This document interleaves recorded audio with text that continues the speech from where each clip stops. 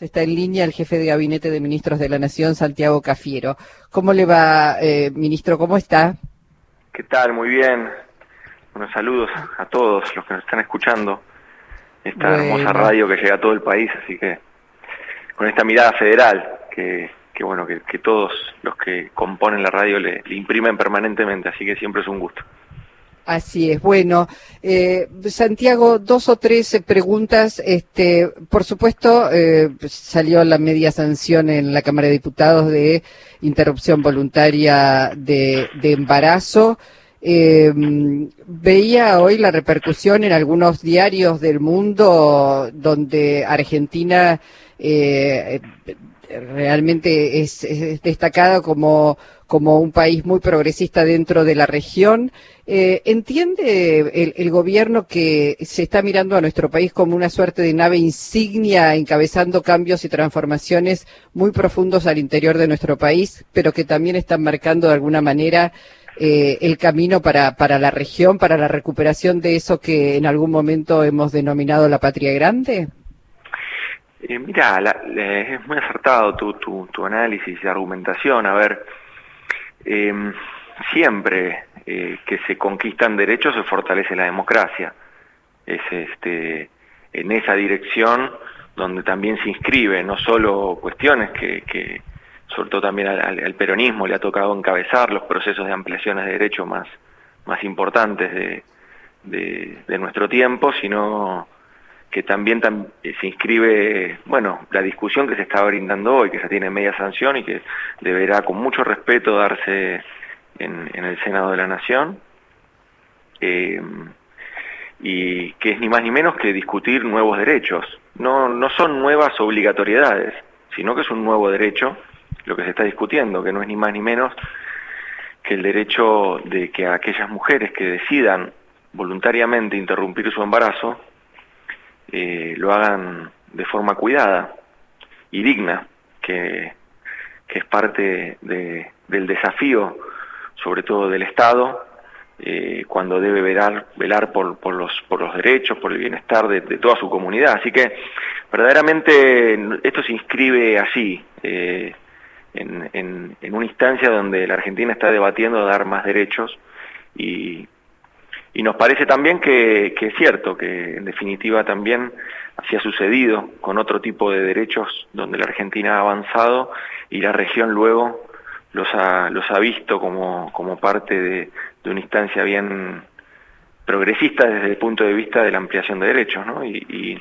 de vanguardia. Y en ese sentido creo que nuestro país goza de un reconocimiento muy grande con respecto a esto, pero no hay que solamente vincularlo a este tema, también podemos ver con cuestiones relacionadas a derechos culturales, económicos, ¿no? La seguridad social en nuestro país es también una inversión importante que hace el Estado Nacional, pero fundamentalmente que llegue una cobertura también, una cobertura de más del 90%, en edad jubilatoria, que están percibiendo haberes, y a eso sí le sumamos lo que es la envergadura que tiene la asignación universal por hijo, es decir, políticas políticas públicas que luego se transforman en derechos, es realmente una instancia de vanguardia para la Argentina que Sí, se ve sabemos, reflejada luego en perdón la que región. te interrumpa, pero sabemos que Uruguay, por ejemplo, está considerando un ingreso universal también. Digo, Argentina, por eso planteaba, ¿no? De alguna manera, en algunos aspectos van marcando algunos caminos, me parece, interesantes como para transitar y que son considerados exitosos o virtuosos en todo caso. Claro, y fíjate una cosa, mira, cuando nosotros, en plena pandemia también, no solo en términos de derechos, sino también muchas veces en términos de política pública, nosotros hicimos el ingreso familiar de emergencia, el IFE, y que tomó el mismo nombre meses después en Chile como política pública también, mismo nombre, Sí, ingreso sí, sí, familiar de sí. emergencia, mismo nombre, y también aplicado de una forma muy similar, digamos, ¿no? Para los sectores de la economía que no podían salir a trabajar porque estaban impedidos por la pandemia. ¿no? Un tema bien de emergencia, bien específico, pero también en ese sentido, por eso toda la política pública, sobre todo la política social, ha tenido en todo este tiempo en la Argentina avances significativos, sobre todo para si uno tendría que poner una fecha, yo creo que es los gobiernos de Cristina, pero sobre todo el segundo gobierno de Cristina, donde verdaderamente se hace un avance tremendo con respecto a derechos y a políticas de derechos sociales. La verdad es que me quedaría hablando de muchas cosas respecto a esto, pero quiero ir no buscando títulos, sino porque la información corre muy rápido. En las últimas horas hemos vuelto a escuchar, hemos leído la carta de la vicepresidenta, donde hay una crítica muy específica a la cabeza del Poder Judicial, a la Corte Suprema de Justicia, con nombres y apellidos. El presidente ha dicho que en muchos puntos coincide con Cristina Fernández de Kirchner, y hoy ha dicho Alberto Fernández que la Corte actúa con una discrecionalidad pasmosa. Pensaba si se puede avanzar en el proyecto que tiene el Frente de Todos para llevar adelante sin una modificación de esta Corte. ¿Por qué lo digo? Porque también se han levantado voces en las últimas horas. Estoy pensando en el Foro de Convergencia Empresarial, que salió rápidamente a respaldar a la Corte de Justicia como un pilar de la República. Nadie esto lo pondría en duda, que la Corte, pero una Corte que funcione bien. ¿Hay posibilidades de modificar la Corte de Justicia, Cafiero? Mira, no está hoy ni siquiera en proceso de estudio. Sí, lo que queda claro es que la justicia no está funcionando bien, no funciona de modo adecuado. Y esto lo venimos planteando nosotros hace tiempo, el presidente lo plantea hace tiempo, y bueno, y hoy Cristina, la vicepresidenta, también lo exhibe cuando hace la evaluación de un año de gestión. Ella lo exhibe en esa nota, dice, bueno, acá hay 3 poderes de la República: el Poder Ejecutivo, que desarrolló todos estos programas; el Poder Legislativo, que tuvo la altura de circunstancias y sesionó y brindó tantas leyes, etcétera, y brindó las discusiones necesarias; y ahora hay un Poder Judicial que cuál fue la tarea que cumplió en este tiempo, sin generalizarlo tampoco, porque lo que se hace es una descripción política, ¿no? Y en definitiva, ahí es donde claramente nosotros ratificamos nuestra idea de que hace falta, bueno, que la reforma a la justicia que hemos enviado, que ya tiene media sanción, se debata en la Cámara de Diputados y logre también la sanción definitiva. Eso es algo deseable. Nos gustaría que si hay incluso opiniones de parte de la oposición como para incorporar en ese proyecto, bueno, se haga, que el ámbito de debate en una república es el ámbito legislativo y que ahí se pueden perfeccionar y hacer y reformar las normas y las leyes, y que para eso vivimos en democracia y sostenemos todos los valores republicanos. En definitiva, de eso se trata. Si nosotros lo que sostenemos es que la justicia no está funcionando de modo adecuado, y esto no tiene que ver con la justicia que se aplica a altos funcionarios, o la justicia que se aplica a grandes empresarios, o cómo desearíamos que la justicia funcione. Esto también ocurre en todo el sistema de justicia. Por eso todo el sistema de justicia es el que está con una necesidad de poder mejorar su funcionamiento. Ese sistema de justicia también el de la vida cotidiana, el acceso a la justicia, a la vida cotidiana que se necesita cuando ocurre algún hecho delictivo, ¿no? Un hecho delictivo que necesita una sanción, y a veces esas sanciones no llegan, y a veces esos sistemas se dilatan, y lo que ocurre es una sensación de desprotección de parte del sistema judicial que lo que hace es que pierda prestigio. Y ante un poder, de los 3 poderes, el único poder que no recibe voto popular, solamente su legitimidad se va a basar en la legitimidad a partir del prestigio. Y eso es lo que ocurre. Entonces, por eso tiene que ser el Poder Judicial independiente, tiene que ser autónomo, y tiene que ser sobre todo autónomo e independiente de los vaivenes la política, de los humores políticos, de los vientos políticos. Es muy necesario eso es algo que el presidente lo ha planteado siempre, sobre todo el 10 de diciembre y sobre todo también el 1 de marzo cuando anunció que iba a mandar un proyecto de reforma judicial. Obviamente todo ralentizado por la cuestión de la pandemia. Pensemos que el 1 de marzo el presidente anunciaba esto y el 3 de marzo ya teníamos el primer caso de coronavirus en nuestro país.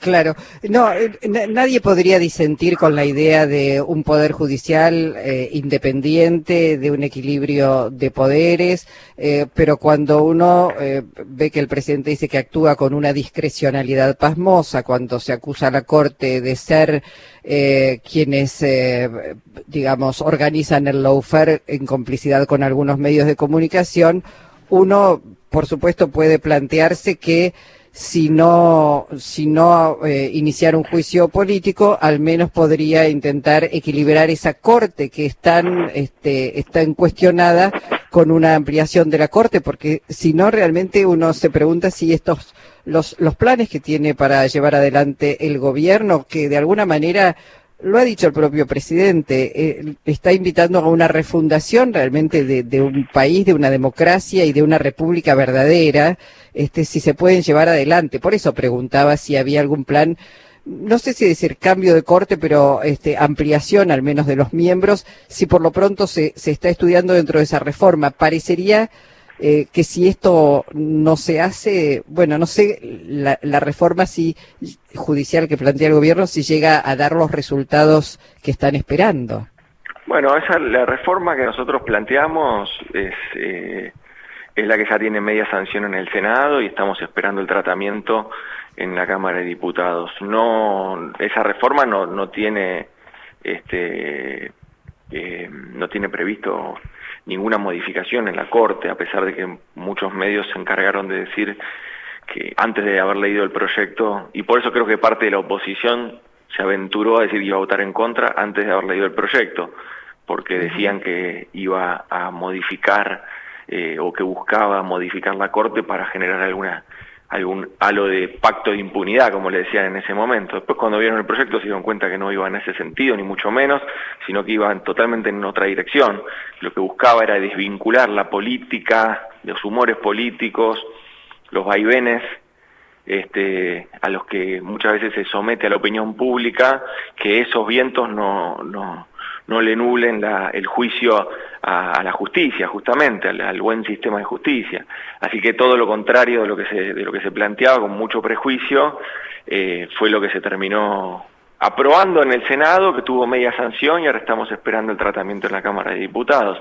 En ese sentido, lo que nosotros creemos es que las modificaciones que se pueden hacer desde el Poder Ejecutivo se han incentivado. Por ejemplo, nosotros el año pasado, cuando el presidente toma la decisión de intervenir la Agencia Federal de Inteligencia, en la intervención modifica el artículo 4 de la Ley Nacional de Inteligencia y de este modo desvincula al Poder Judicial de los servicios de inteligencia. Eso es muy importante porque entonces empezamos a construir a partir de allí esta desvinculación que visiblemente existió durante el macrismo a la hora de generar este tipo de persecución hacia políticos, empresarios y sus ciudadanos en general, digamos, ¿no?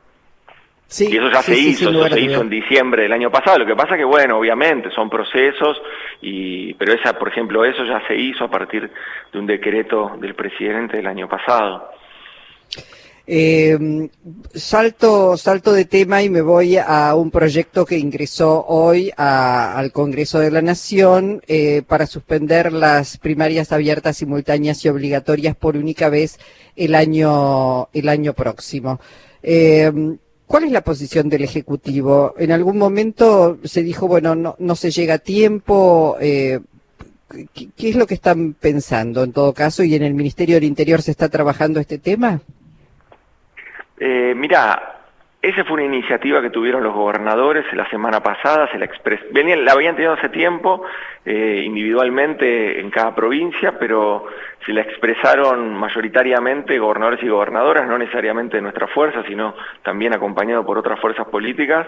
Se lo expresaron al presidente, teniendo en cuenta cómo el cronograma electoral de las PASO se quedaba casi en el mismo en el mismo momento donde se estaba programando la campaña de vacunación. Entonces, en ese sentido decían, bueno, vamos a tener dificultades de poder cumplir con este cronograma electoral, y esto puede también entorpecer la gran tarea que tenemos por delante, que es la de una campaña de vacunación en términos históricos, ¿no? De una magnitud histórica. En ese sentido, los gobernadores lo que le solicitaron al presidente es que avale la posibilidad de una suspensión por única vez de las PASO el año que viene, de las PASO legislativas del año que viene. Uh-huh. Y bueno, ahí lo que sucedió es que se les comentó a los gobernadores que tenían esta iniciativa, que eso debía ser una ley en el Congreso, y bueno, ellos entonces decidieron avanzar en un proyecto a partir de la Cámara de Diputados que trate de colectar todos los consensos políticos necesarios, que es como tienen que surgir este tipo de proyectos, que haya un consenso, no te digo unánime porque eso es muy difícil, pero sí por lo menos un consenso mayoritario que se genere a través del Congreso y sobre todo de la Cámara de Diputados, que era donde se iba a iniciar este proyecto. Ese fue un poco el inicio de esto, y bueno, ahora efectivamente se termina presentando. ¿Qué vamos a hacer nosotros? Acatar lo que diga la norma, acatar lo que diga el Congreso, naturalmente. Bien, creo que en los próximos días, antes de que termine el año, tendrás que pasar por el Congreso nuevamente a brindar un informe de situación, como ya lo has hecho a lo largo de este año. Vi algunas preguntas que te hicieron algunos diputados, que realmente son increíbles. Voy a decir 2 o 3 solamente como muestra, pero esto a propósito de cómo estás viendo a la oposición, porque una de las preguntas que le hacen los diputados o algún diputado al jefe de gabinete es ¿por qué la vice y el Instituto Patria son dueños de la agenda del gobierno y dictan sus políticas? Otra, ¿por qué usan el odio como excusa para odiar? Otra, ¿por qué falta futuro en la política del futuro y sobra pasado y persecución? ¿No es algo increíble que hagan llegar este tipo de preguntas? Y la verdad que son preguntas que te cuento cómo estamos. A ver, nosotros ya el periodo de sesiones ordinarias como para dar el informe, lo que tuvimos que hacer, teníamos una agenda apretada desde el punto de vista legislativo, tuvimos que enviamos las respuestas a todas esas preguntas, son muchas más, son casi 1.900 preguntas las que tuvimos que contestar, pero sí, bueno, efectivamente había preguntas bastante insólitas, pero bueno, nuestra función tampoco es ser sommelier de preguntas de los diputados de la oposición, sino responder todos los requerimientos que tienen por legislativo, y así lo hemos hecho, con mucho respeto, pero sí, entendiendo que quizás no son preguntas adecuadas porque no tienen nada que ver con la marcha de gestión de gobierno. El artículo 101 de la Constitución Nacional lo que dice es que el jefe de gabinete debe ir a dar, coordinando, digamos, la agenda, pero debe ir a dar cuenta de cuál es la marcha de gestión del gobierno, no a tener opinión sobre las cosas que preguntan ahí, pero bueno. Son increíbles, realmente cuesta creer que diputados que están sentados en una banca pregunten semejantes cosas, son increíbles realmente, o bochornosas. Bueno, lo último, y ya liberamos al jefe de gabinete porque media hora de su tiempo es mucho tiempo, pero sí, si tuvieras que hacer un balance de lo que ha sido este año y la proyección para el 2021, ¿qué dirías, Santiago? Bueno, que este año es el año de la pandemia, y no estoy descubriendo nada, Luisa, con esto. Es el año de la pandemia porque cuando nosotros empezamos a poner en funcionamiento a partir de la Ley de Solidaridad Social y Reactivación Productiva, esta ley que se votó en diciembre del año pasado, que le dio una parte estructurante a nuestro gobierno, un gobierno que no tenía presupuesto, un gobierno que asume con aumento de la pobreza, aumento de la desocupación, con una inflación de 53,4%, Es decir, un Estado fundido, desfinanciado y desfolteado, porque acordate que lo que había sucedido es que Macri había pateado para adelante todas las deudas que él mismo había contraído, las había pateado para que este gobierno se haga cargo. Así que ese era el estado de situación. A pesar de eso, lejos de poner excusas ni de hablar de las pesadas herencias, como estas cosas que siempre se acostumbró el macrismo para no hacerse cargo de nada, este gobierno es un gobierno peronista, es un gobierno que no va a poner excusas y que se puso a trabajar desde el primer día. Y desde el primer día, las políticas redistributivas que pudimos empezar a hacer, muy incipientes, pero los bonos a los jubilados, los medicamentos gratuitos para los jubilados, la implementación de la tarjeta alimentar, bueno, todo eso en los primeros meses, que luego, como te digo, cuando iniciábamos el año legislativo, allá el 1 de marzo, con una iniciativa totalmente distinta, a los pocos días ya se tuvo que cambiar a modo pandemia, a modo gestión de la pandemia, y a iniciar una etapa en la Argentina de una nueva ética política, la ética política del cuidado. Esa ética política del cuidado es fundamentalmente el cuidado de la vida, el cuidado de la salud. Por eso se invirtieron 45.000 millones de pesos. Pensá que no teníamos Ministerio de Salud, había sido una secretaría que no solo fue una cuestión narcisista de degradar de ministerio a secretaría, sino que se había suprimido el 25% del presupuesto en la era de Macri. Había un brote de sarampión en nuestro país, es decir, ese era el grado de situación. A partir de ahí tuvimos que fortalecer el sistema de salud, hacer 12 hospitales modulares, ampliar casi en un 40% las unidades de terapia intensiva, comprar respiradores y distribuirlos en forma equitativa en todo el territorio nacional. Es decir, una gran batería y cantidad de cosas que tenían que ver con una idea, con una filosofía nueva, ética política, que era la ética política del cuidado. Y de ahí estructurar todo lo que fue la gestión pública a partir de ese tiempo, un tiempo muy difícil, donde tuvimos que actuar de modo muy acelerado, y entonces no solo dimos ayudas alimentarias a 11 millones de argentinos y argentinas, sino también avanzamos en políticas de ingreso, como el ingreso familiar de emergencia, y del cuidado del empleo y de las empresas, para tratar de amortiguar el golpe que suponía la pandemia, que le pasó a todo el mundo y que en la Argentina iba a llegar también.